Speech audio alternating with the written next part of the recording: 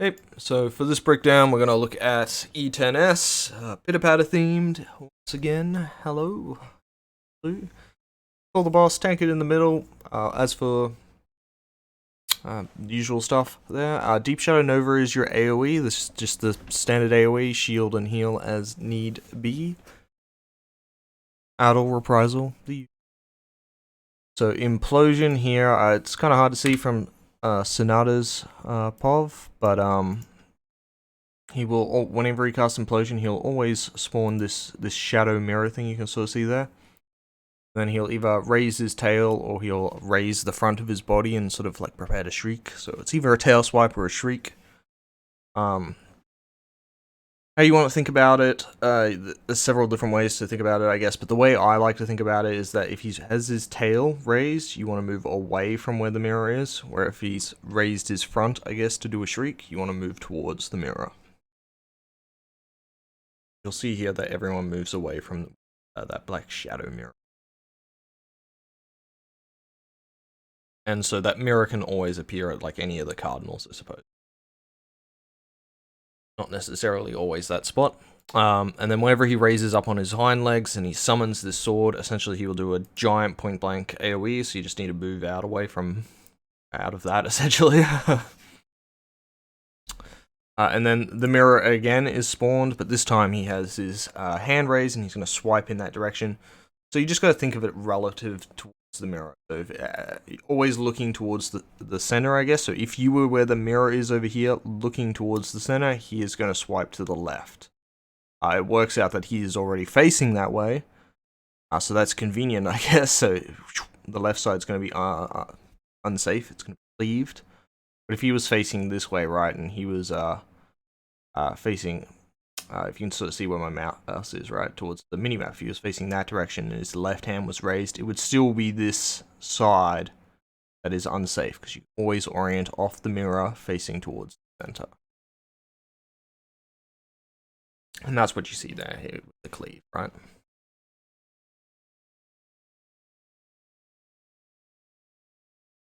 Umbra Smash is the tank buster.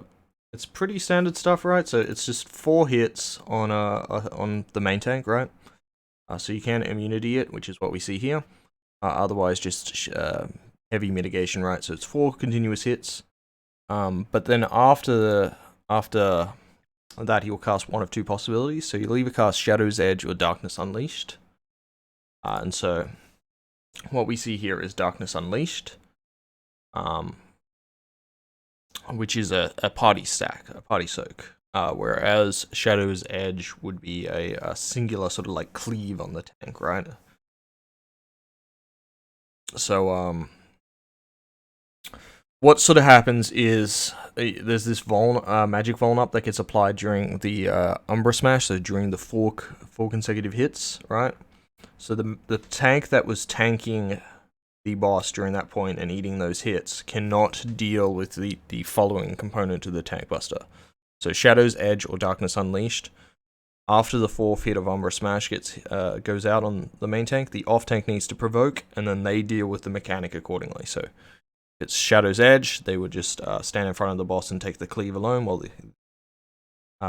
the tank with the magic vuln up just moves out of the way. Whereas if it is Darkness Unleashed, then that tank would stand on the party on the butt and soak it there while the tank with the vuln stays away again. So we can see that the tank here will come stack, right, and they'll soak that damage.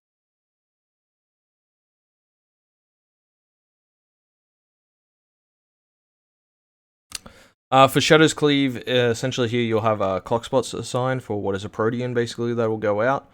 The catch is, however, that the Protean will leave this clone of yourself, this shadow clone, I guess, alright, behind where you were standing. So you kind of want to pull off the boss as much as possible and leave this clone away from you, because if you stand too close to your own clone, which you can identify by this clear tether, right? Stand too close to your own clone, you will be auto-attacked and killed instantly.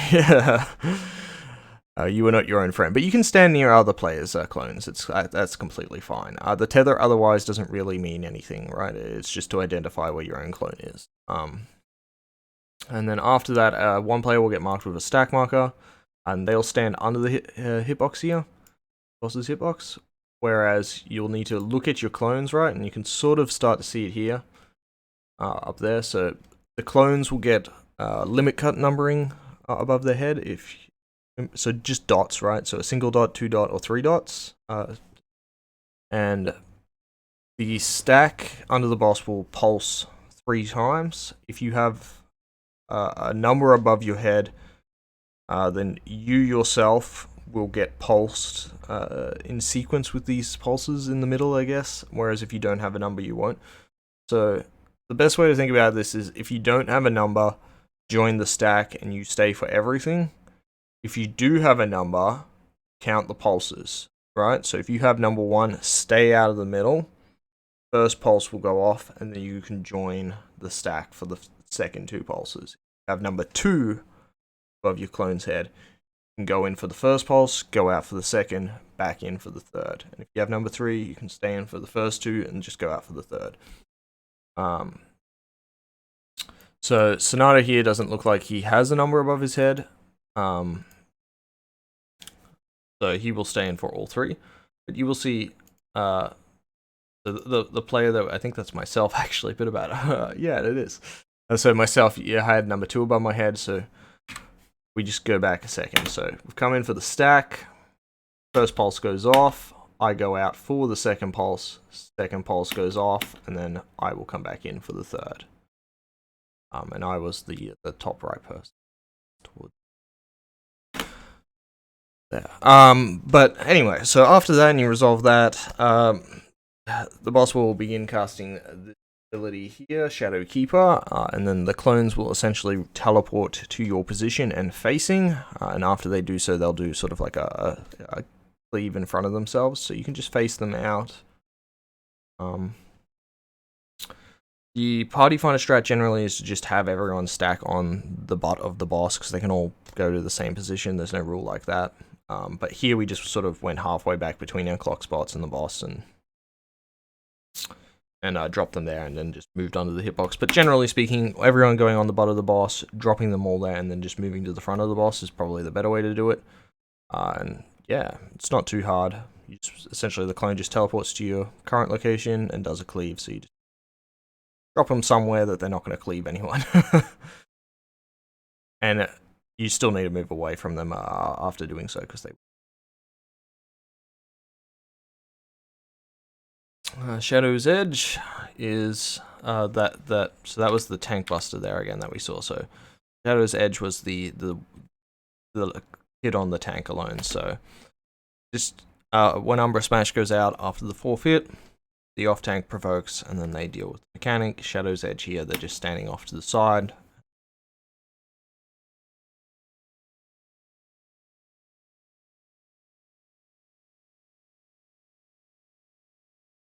Shadow Servant here. So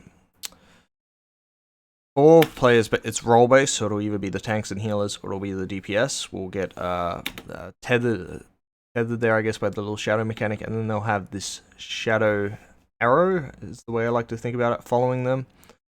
And then the boss is going to cleave either the left or the right based on his facing right. And then his shadow clones, I guess, will appear where your shadow is in that facing, and the cleave. So, to deal with this, essentially, is you just have the 4 people stand around the boss and the cardinals around him, right? With the arrow facing, so that in this case, his left cleave is going to be pointing out of the middle. Everyone can just stand under his hitbox and be safe. You can sort of see that here. Everyone's positioning in the cardinals around the boss. They drop his shadow clones there, right? And then move under him, and he's going to cleave everywhere but the middle. So it'll do either the tanks and healers or the DPS first, and then it'll do the other. DPS got it second this time, so more clearly, I suppose, right? So he's cleaving the right this time. So Sonata already was on the south, but based on the arrow there, it's always pointing towards your character, right? Based on that, he needs to have the right get cleaved. Right of that arrow. So everyone just moves in positions. That resolves. onto the hitbox and safe.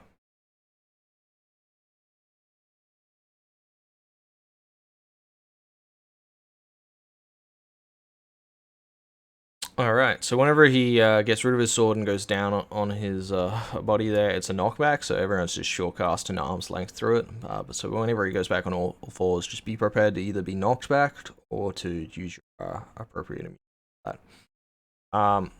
And then the most annoying mechanic of this entire tier, and honestly in the game in a very long time, most fiddly mechanic, right? Something's wrong in their back end, in my opinion, but regardless, I won't complain. These orbs here, right? So when you get the 3 orange orbs, need to be soaked by a party group, so 1 healer and 2 DPS, whereas the single purple orb needs to be soaked by a tank. So we'll have 2 party groups, and the 2 tanks will take the two purple orbs. There are another 2 orbs in the south somewhere, right? So the other half of the party here is dealing with that.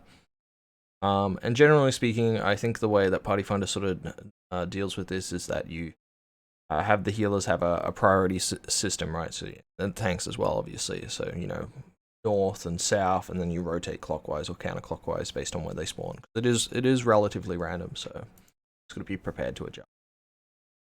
But you just stand closest to those orbs, and you'll soak them there.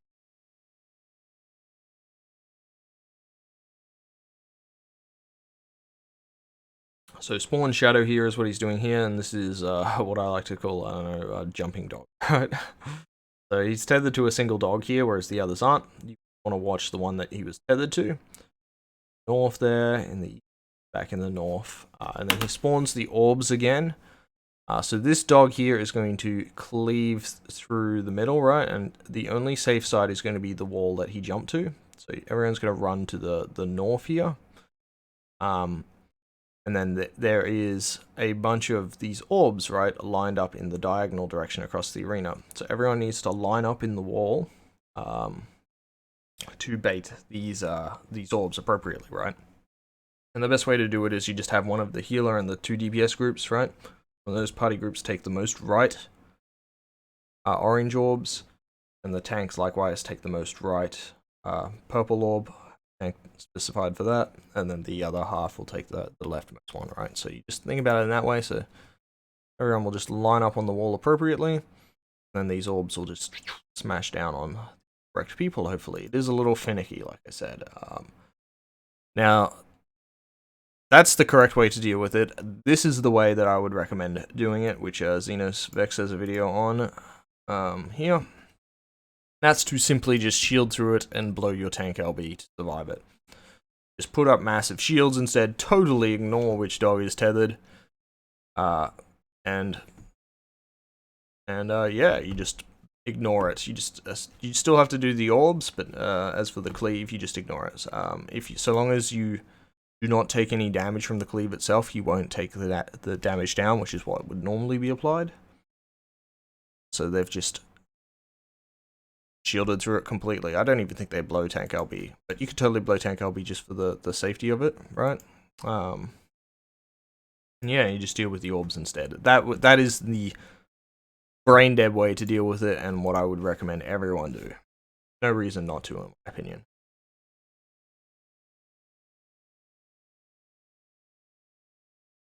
As you can see, they left it unscathed, whereas back here in our original POV, we had 3 deaths, so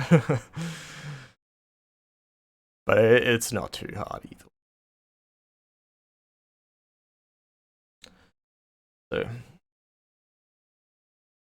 So here you can think of this as sort of like fuses, right? So the straight ones are, if you lit the fuse at the center, it's going to blow up first. So you want to go towards the squiggly sides. You can even sort of see the pulse, I guess, drag along. So you do want to go to, you look for where the squiggly sides are, and you know that you want to be on a squiggly side.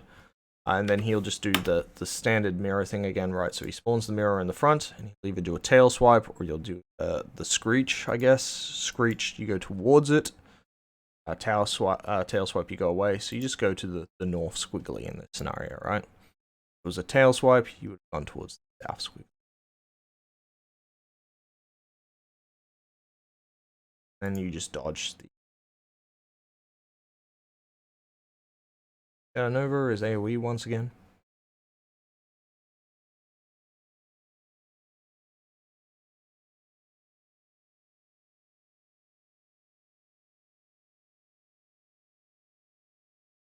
Just do an implosion here again. So Screech towards them, but he does 2. Sorry, he does 4, right? So you're just moving towards all of them, one after the other. Following the mirrors. If it was tail swipe, you'd just be moving away from it.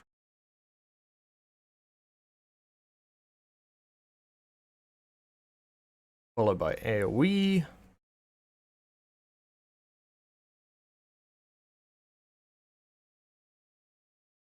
So this is, he's gone up on his hind leg, so you need to move out. We'll do that giant AoE there.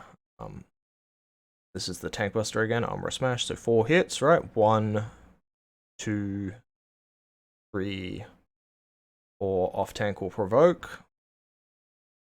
And he'll do Darkness Unleashed is back, right? But it could have just been Shadow's Edge as well, in which case they would have taken that by themselves and pop cooldowns for it.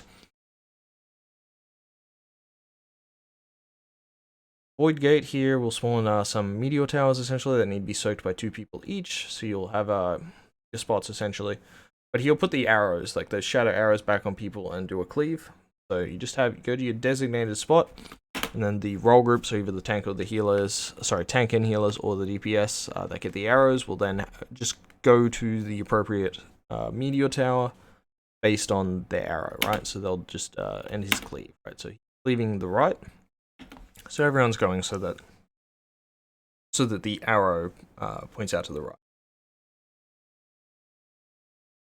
And then they'll do the second set. But for the second set, it'll do the other role group. It'll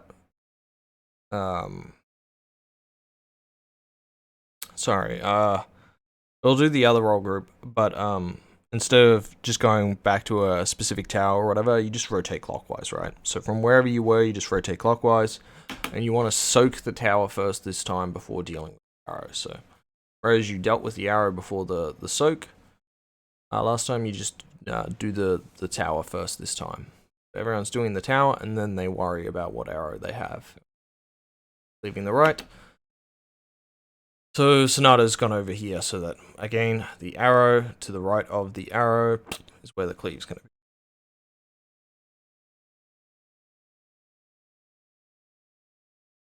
And once you can, you move on to the boss to survive that.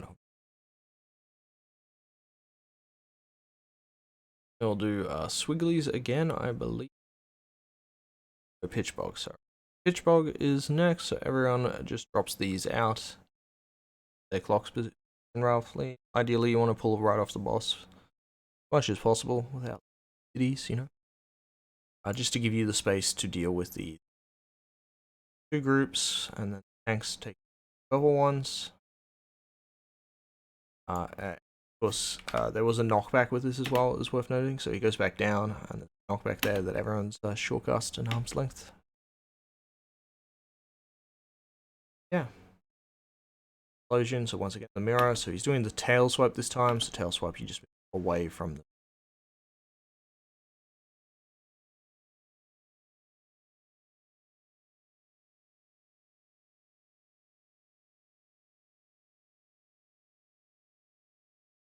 Shadow Nova is AoE, right? So nothing special.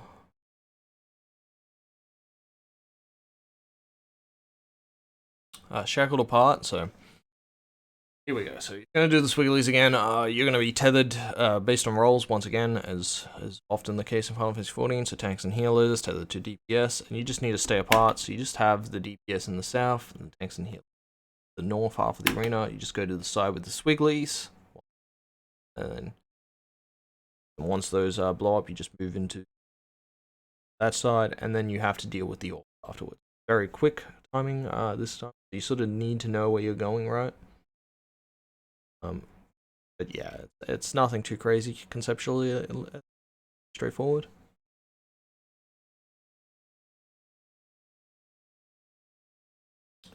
Again, more AoE.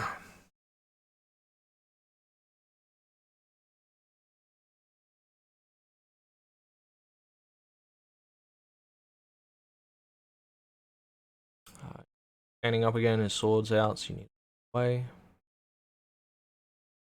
Drop your pitchbogs again, where appropriate. We have a DC here, which is sort of why it looks a little bit jank, right? So I will include this video in the description by Junebog. So this is JP strat, which is what I think the consensus by Party Finder for how to deal with this mechanic.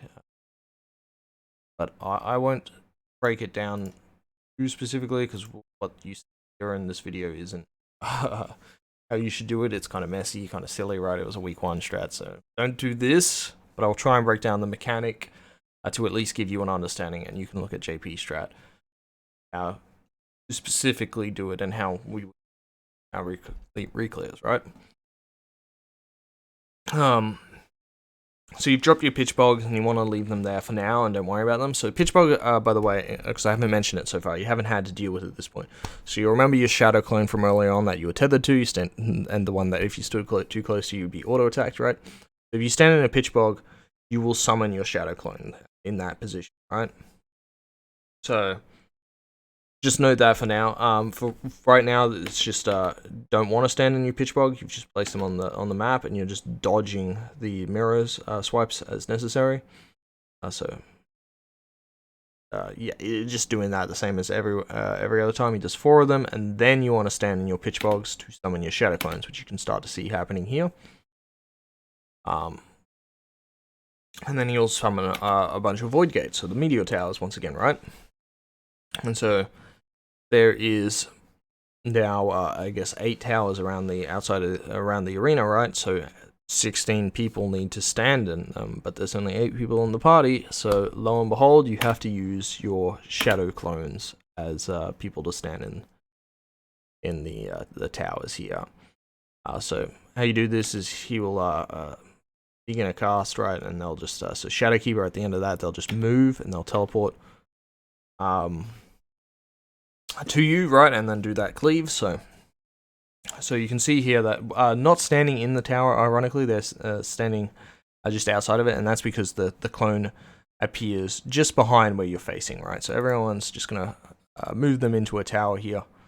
JP strat would have everyone, including the melee, send their clone into one of the outer towers, right, and then all the players would occupy the inner towers, and this is just to make dealing with the cleaves and the auto attacks and just all of the movement restrictions much easier, because all of the clones are on the outside.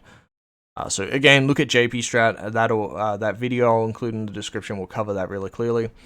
But for the purposes of this video, just know that you need to occupy the Meteor Towers with your shadow clones, as well as and then yourself, of course.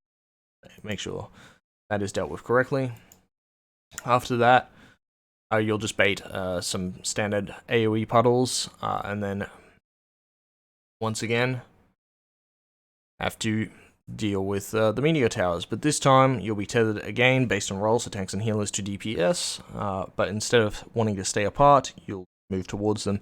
So the tanks and healers most likely will have designated towers that they just stand in all the time, and then the DPS will just go to the person that they're tethered to. As simple as that. And then that's pretty much the fight done. So a lot of groups won't even see that mechanic, especially in BIS. They'll skip it, like kill it right before then, if not even a little bit earlier. But if you do see the mechanic, again, JP strat is the way to do it, at least as far as Party Finder is concerned. It's not 100% uptime. I believe there are better uptime strats out there, but like I said, if you're concerned about uptime, you're probably killing it before then anyway, right? And then after that, he will do another tank burst, so Umbra Smash. The fight's pretty much over at this point. Just deal with that the same way you have before, either be stack or the single tank cleave. And then Orbs into just AoE and then Enrage. So he'll do Orbs with Knockback, this one. So you'll go summon the orbs firstly, so you just need to identify which one you want to take, and go down and do a knockback and soak your orbs appropriately. And then, yeah, it's just AoE into Enrage, so that's the entirety of E10S. Thank you for watching.